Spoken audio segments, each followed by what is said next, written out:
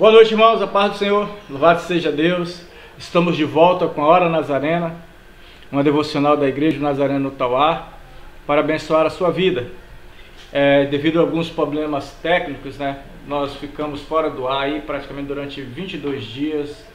Tivemos problema com a internet aqui na minha rua e a Oi não resolveu o problema, só agora que solucionou. Então nós vamos voltar com o nosso programa diário, a Hora Nazarena, e que certamente tem abençoado a sua vida, abençoado a minha vida, abençoado as nossas vidas, e tem sido para nós motivo de alegria, de prazer, podermos compartilhar durante alguns minutos, durante alguns instantes, esse devocional diário. Então hoje nós vamos estar meditando num texto da Palavra do Senhor, que se encontra na primeira carta de Samuel, primeiro livro de Samuel, capítulo 12, primeiro livro de Samuel, capítulo 12, nós vamos ler do versículo 1 até o versículo 6, versículo 1 ao 6, nos diz assim então a palavra do Senhor. Então Samuel disse a todo Israel: eis que atendi ao que vocês me pediram, e constituí um rei sobre vocês. E agora, eis que vocês têm o rei que irá diante de vocês. Eu já sou velho e tenho os cabelos brancos, e os meus filhos estão com vocês. Eu tenho mandado à frente de vocês desde a minha mocidade, e até o dia de hoje, eis-me aqui. Testemunho contra mim diante do Senhor e diante do seu ungido. De quem tomei o boi? De quem tomei a jumenta? A quem enganei? A quem oprimi?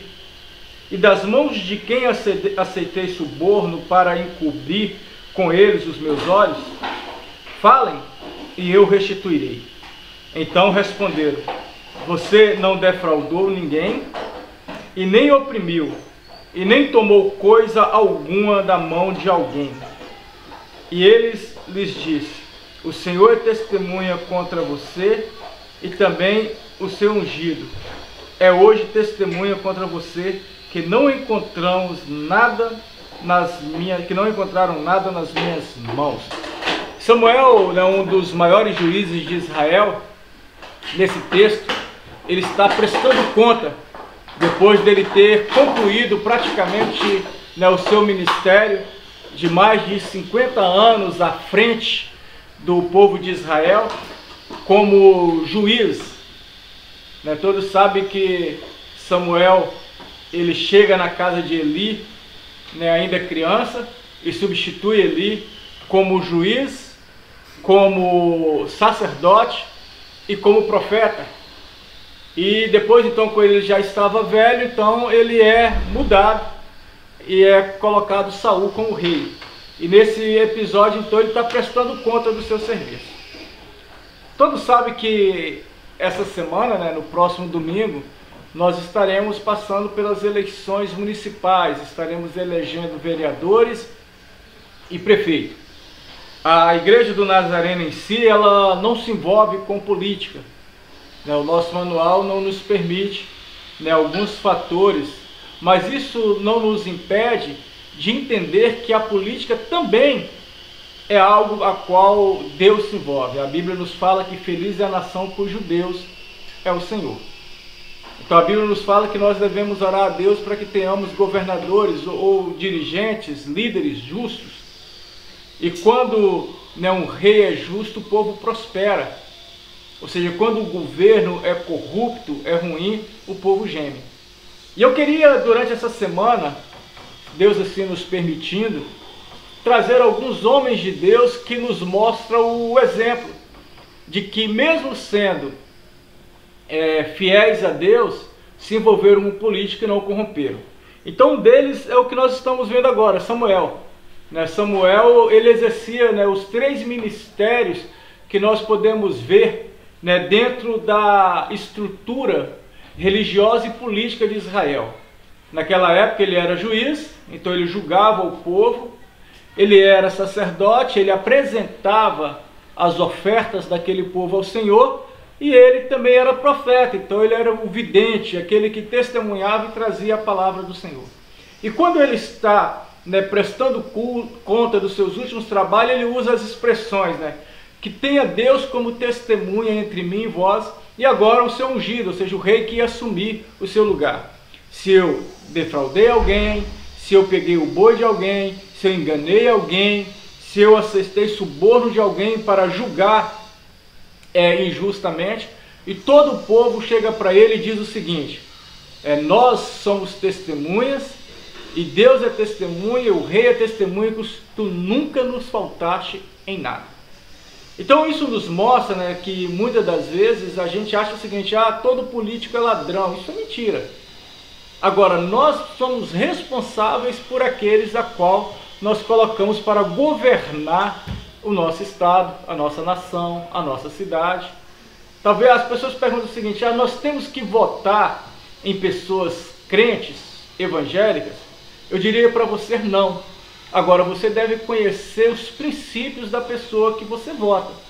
Se essa pessoa ela vai contra os princípios cristãos, se ela não apoia a cultura da Bíblia, se ela vai contra os princípios de Deus, essa pessoa não deveria ser digna do seu voto.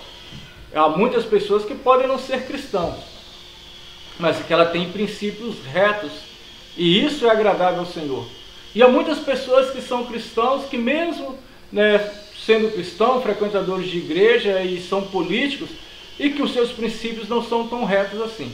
Então eu não diria que você deveria escolher aquela pessoa por ser cristão ou não ser cristão, mas sim por conhecê-la. Quais são os seus princípios, o que é que ela apoia, ela está envolvida em alguma coisa, tipo de suborno, ela apoia coisas como homossexualismo, aborto, coisas semelhantes a essa. A partir daí você faz a sua escolha. E a partir do momento que você fazer a sua escolha, sabe que você também é responsável pelas atitudes daquela pessoa, porque você a elegeu ou ajudou a eleger. Depois, o próximo ponto que nós temos é orar. Às vezes nós colocamos pessoas ali que todos os princípios são corretos e essa pessoa se corrompe. Mas aí então eu não tenho culpa disso, você não tem culpa disso. Mas nós precisamos orar sempre pela nossa nação, precisamos orar pela nossa cidade, precisamos orar pelo nosso estado, nosso país, pelo nosso bairro, para que possamos o colocá-lo nas mãos de Deus. A Bíblia vai ser muito clara conosco quando diz, se nós orarmos e nós colocarmos tudo nas mãos de Deus, Deus cuidará do seu povo. Ele fala que se o Senhor não edificar a casa, em vão é o trabalho que a edifica. Se o Senhor não guardar a cidade, em vão vigia a sentinela. Então há homens retos, há homens tementes a Deus, há homens que compactuam de um processo a qual o Senhor se faz presente. Eu aconselharia a você a poder escolher pessoas que temessem a Deus. Mas essa é a responsabilidade sua. Louvado seja Deus, porque Deus tem colocado pessoas assim. Nós olhamos para a história de Samuel e a gente precisa perguntar: como está a nossa nação em termos de juízo? A semana passada nós fomos aí surpreendidos pela aquela jovem, a Mary, a qual foi julgada como um estupro culposo. Então nós sabemos que não existe isso. E aí então nós sabemos que o juízo em si, aquele juiz, ele não é um justo juiz. E certamente ele pagará diante de Deus pelos seus erros. Mas nós temos a responsabilidade quanto a isso. Nós temos a responsabilidade de pedir a Deus que nos dê juízes justos, pedir a Deus que nos dê vereadores justos, pedir a Deus que nos dê um prefeito ou uma prefeita justa, e nós temos essa responsabilidade. Ore por isso antes de você tomar o seu voto e coloque na mão de Deus. Que Deus abençoe a você, abençoe as nossas vidas, abençoe este estado em nome de Jesus. Lembra que esta é a Hora Nazarena, uma devocional da Palavra de Deus para abençoar a sua vida, a sua família e aqueles que estão à sua volta. Vamos orar ao Senhor? Deus, nós queremos agradecer ao Senhor por uma oportunidade de voltarmos e estarmos assim cultuando ao Senhor através né, deste trabalho evangelístico e desse devocional. Que o Senhor tome nas tuas mãos cada uma das pessoas que estarão, ó Deus, durante toda essa semana, durante todo esse tempo, ouvindo, ó Deus, esses pequenos devocionais e amparando assim a sua vida. Nós te agradecemos por tudo, no nome de Jesus. Amém. Deus te abençoe, irmãos. Lembre que amanhã, terça-feira, nós temos culto, né? Então, nosso culto de oração, nós não temos a Hora Nazarena, mas na quarta e na quinta, se Deus assim nos permitir, nós teremos a Hora Nazarena, o seu devocional diário. Fique com Deus. Até quarta.